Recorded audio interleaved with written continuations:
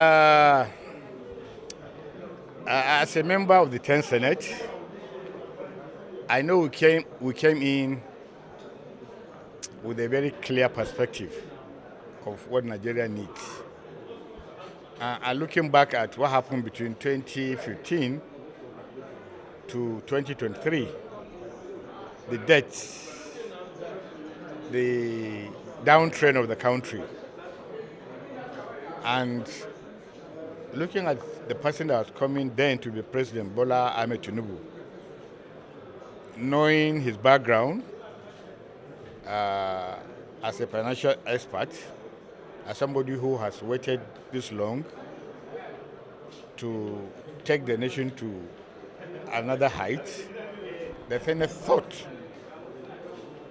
including myself, that the level of compliance with the executive would be a key to going forward in view of what transpired in the previous 8 years.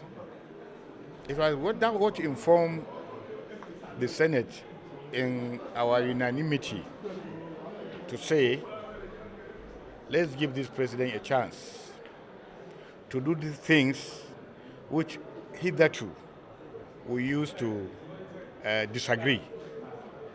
I'm sure it is not academic to say whether or not we were in the correct path, but I can tell you we came in with a very good intention of giving the president a leeway.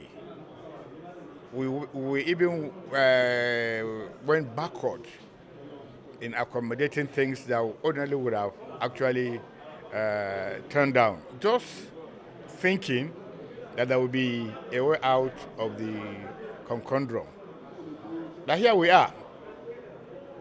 I think the leadership has been very fortunate. I can tell you that. With the kind of experiences we had over the years. And it is like we have given the leadership a blanket approval over the last 3 years. And we are not checkmating them as they go on. But they are also our own colleagues. What you have not seen publicly, we address such issues in our executive sessions. And that's why we have executive sessions. Every time that we felt they needed to stand up, to rise up, we go to an executive sessions and reminded them.